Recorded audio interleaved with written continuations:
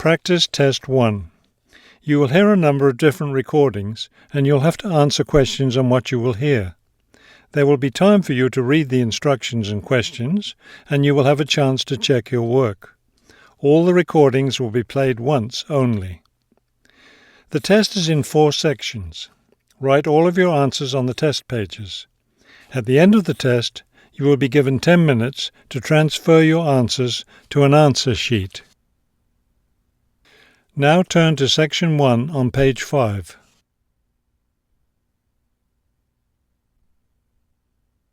Section 1. You will hear a man asking for information about language classes over the phone. First, you have some time to look at questions 1 to 4 on page 5.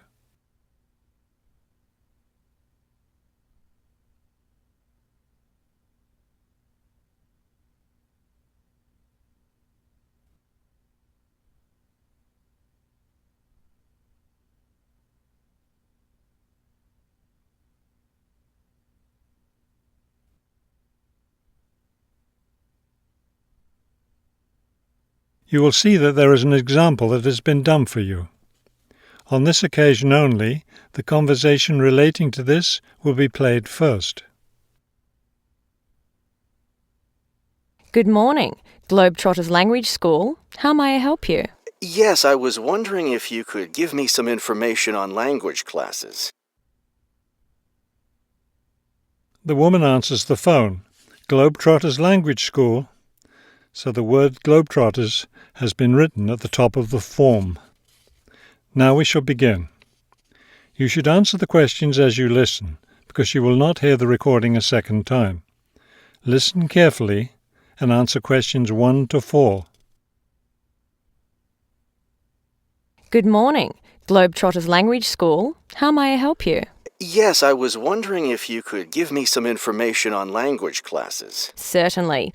What language are you interested in studying?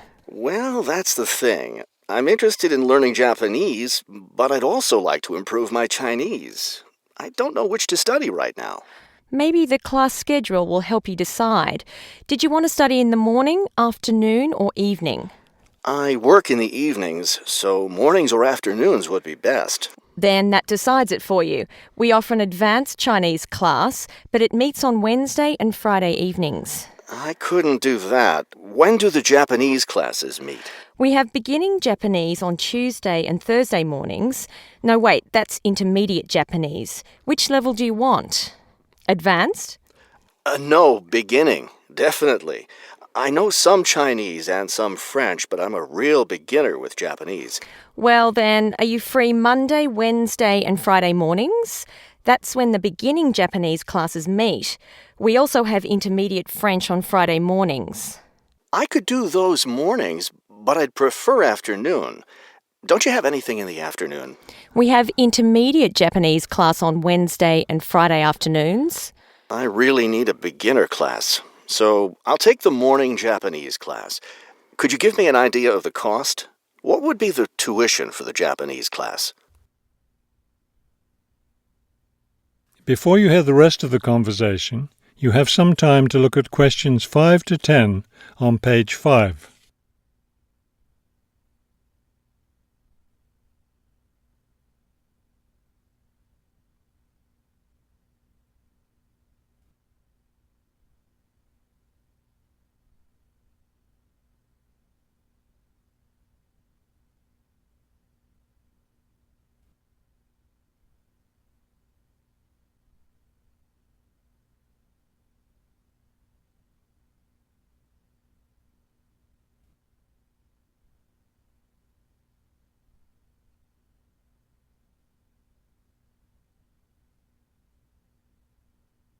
Now listen and answer questions 5 to 10. The beginning level classes meet 3 times a week, so they cost a bit more than the other levels. For a 6-week course, the cost would be $575. That's a bit steep. If it's hard for you to pay that much, you could sign up for just 4 weeks of class and pay $410, or you could pay for 1 week at a time at $125 a week. That comes out to be much more expensive once you add up all the weeks. That's true. You can save money by registering for 2 levels together. For example, pay for your beginning and intermediate classes now, and you'll get 12 weeks of class for just $1,050. That's not a bad deal, but I can't come up with that much money at once. I'll just pay for the 6-week course. Fine. That class begins next week, so you need to register right away. Can't I register over the phone? No, I'm sorry, we don't take phone registrations. What you'll need to do is visit the school office today or tomorrow. Bring a cheque for the tuition and a photo ID. Is that all? Yes, we'll give you a registration form to complete, or you can save time by visiting our website and downloading the form there. Complete it and bring it into the office with your cheque. Great. I'll stop by this afternoon. Fine.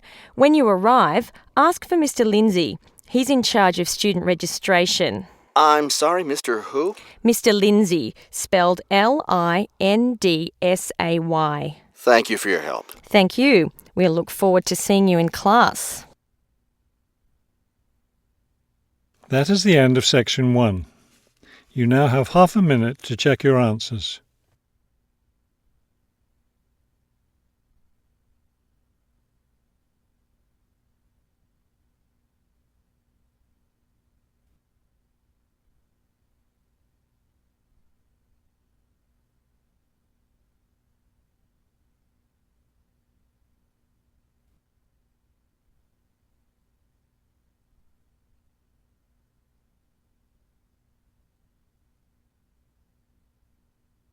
Now turn to Section 2 on page 6.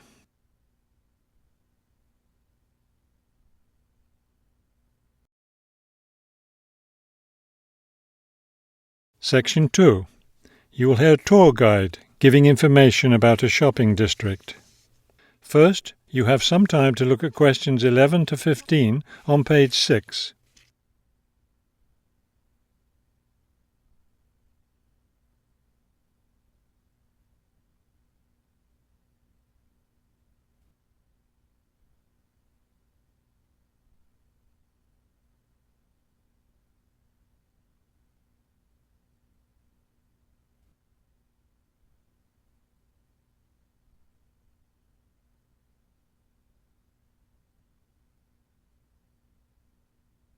As you listen to the first part of the talk, answer questions 11 to 15.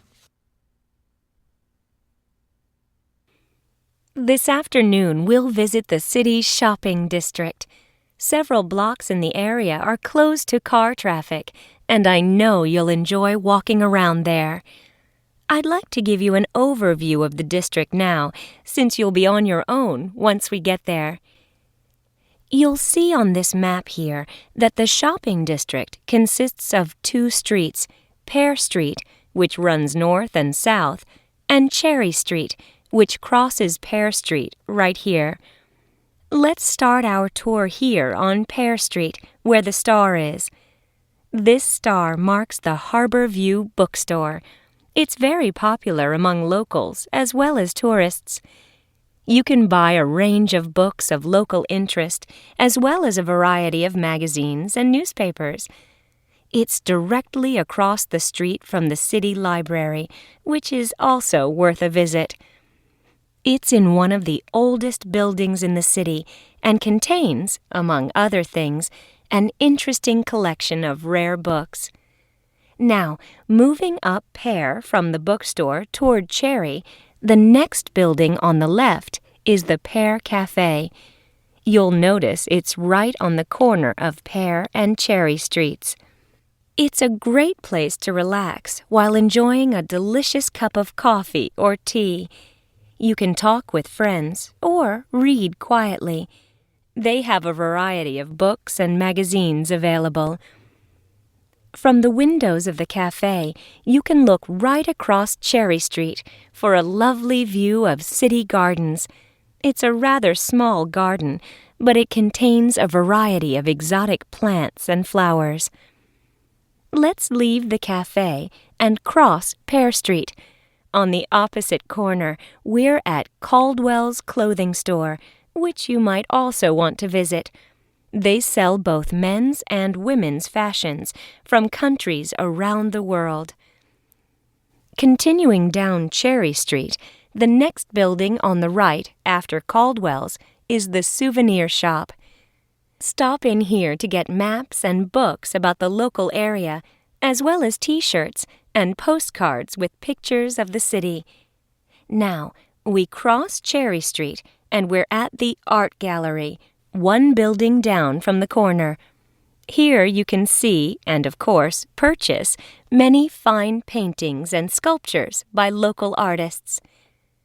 Let's keep going down Cherry Street toward the harbor. On the left, right after the gallery, is Harbor Park. It's a lovely place, and it's certainly worth spending some time there. Before you hear the rest of the talk, you have some time to look at questions 16 to 20 on page 7.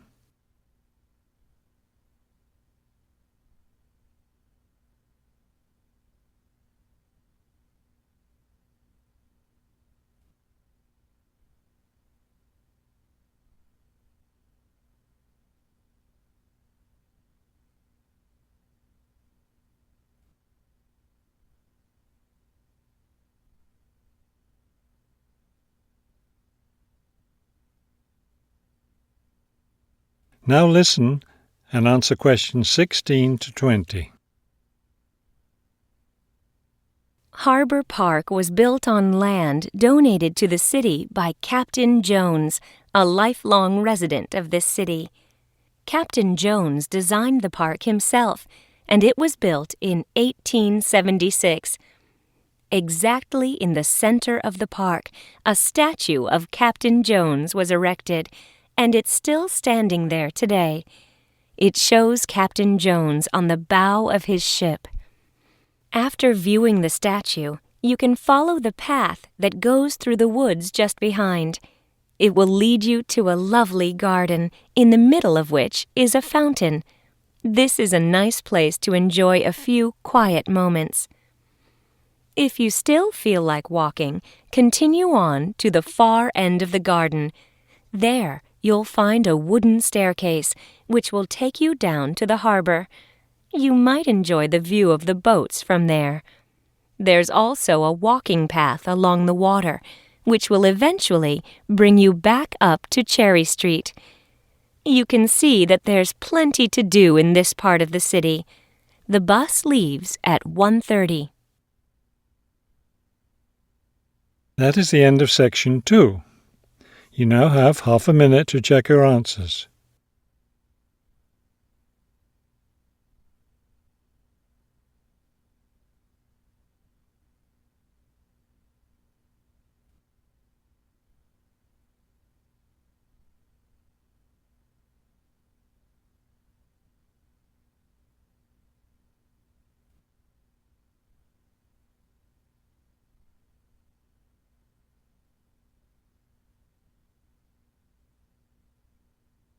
Now turn to section 3 on page 7.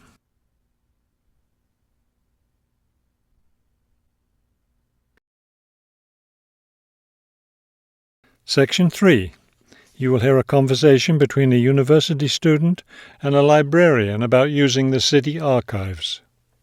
First, you have some time to look at questions 21 to 24 on page 7.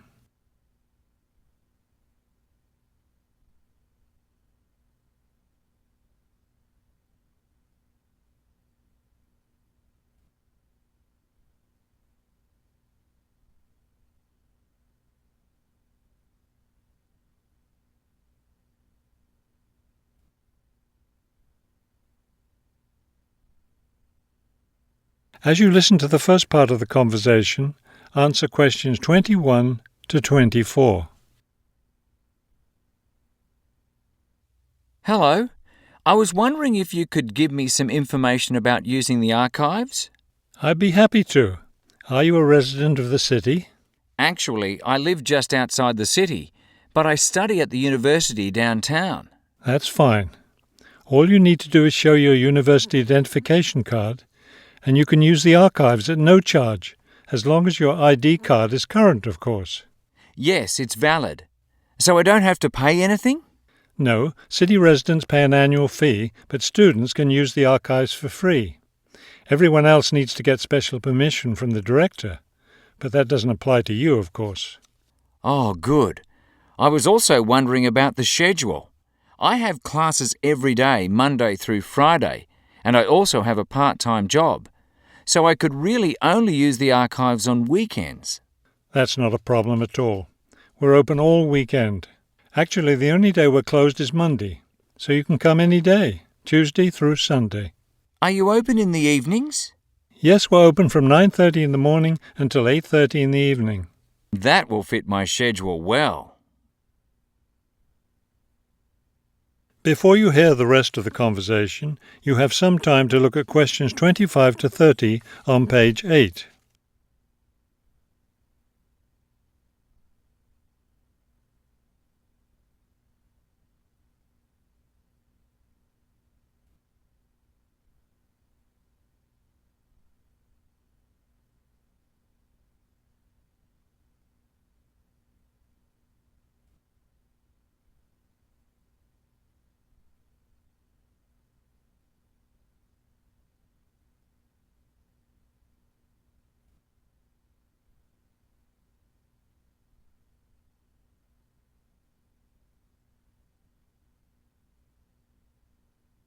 Now listen and answer questions 25 to 30.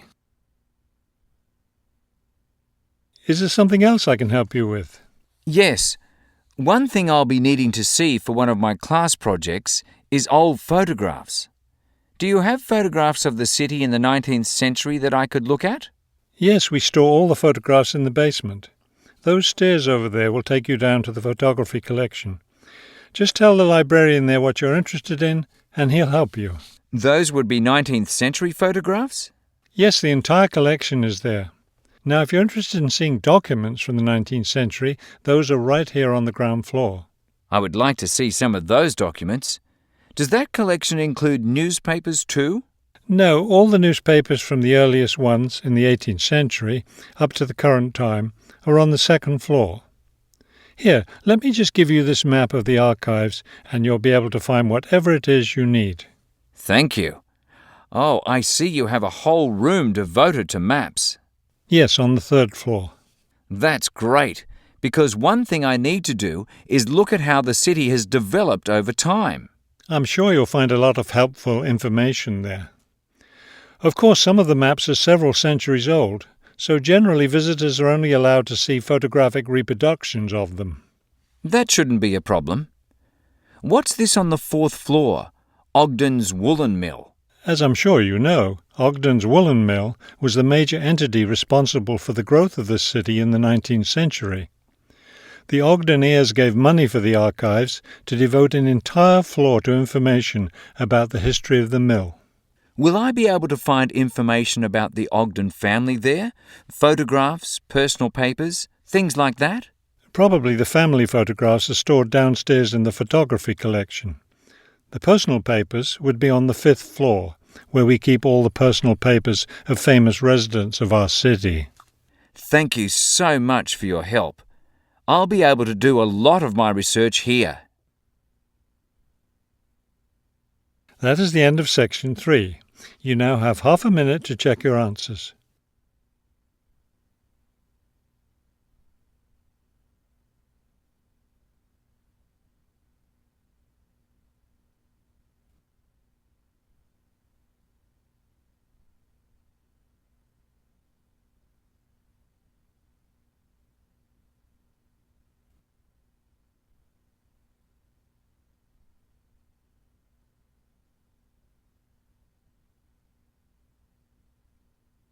Now turn to section 4 on page 8.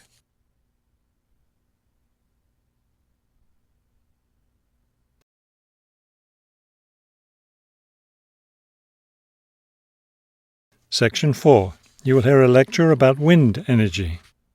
First, you have some time to look at questions 31 to 33 on page 8.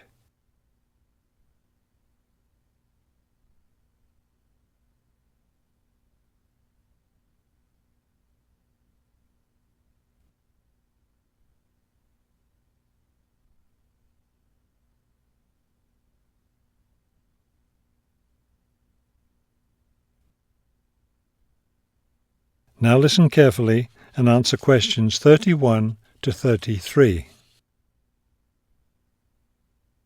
With the rising cost of fossil fuels, there's a great deal of interest these days in developing alternative sources of energy. Today, I'd like to talk about one of these: wind power.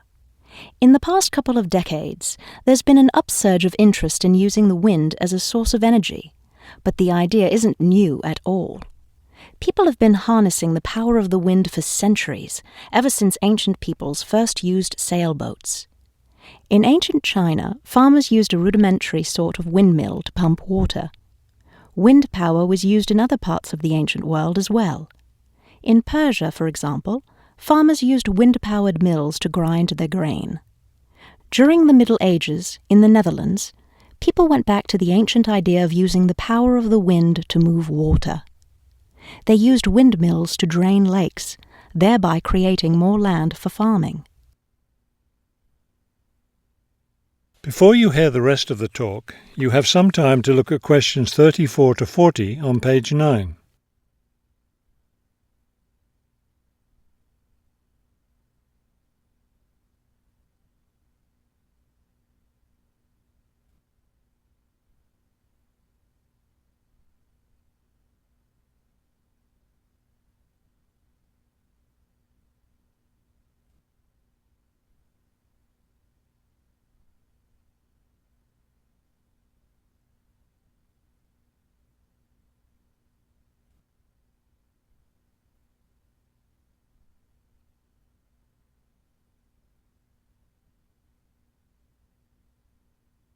Now listen carefully and answer questions 34 to 40. At present, people around the world are using the wind to generate electricity, some old methods, some new. Is this the solution to our modern energy problems? Well, as with anything, there are both advantages and disadvantages to using wind power. Let's take a look at some of the reasons to use wind power. One of the biggest problems with using fuels, such as oil and coal, is pollution. Wind power, on the other hand, is clean. It causes no pollution and therefore doesn't contribute to global warming. Another great advantage of wind power is that it's a renewable resource. Oil and coal reserves are limited, but will never run out of wind. Economics is another reason to use wind power. Using the wind to generate electricity costs less, much less, than running other types of generators. In addition, since wind turbines don't take up much land, the land around them can be used for other purposes, such as farming. There are disadvantages, however. Even though generating electricity with wind is relatively inexpensive, the technology isn't cheap. The initial costs of setting up wind turbines can be quite high. Another issue is reliability. Wind doesn't blow at a constant strength. Therefore, at times, a lot of electricity can be produced, while at others there may be little or none. Wind turbines usually have to be located in rural areas where the land is open. Their distance from cities, where the most electricity is needed, is another issue. Although wind is considered to be a clean source of energy, wind turbines cause their own sort of pollution. Wind turbines are usually placed in high, open areas where they're easy to be seen. Rural residents often feel that the beautiful local scenery is spoiled by the sight of the wind turbines. In addition, wind turbines aren't quiet. In fact, one wind turbine can produce as much noise as a car traveling at highway speeds. That is the end of section 4. You now have half a minute to check your answers.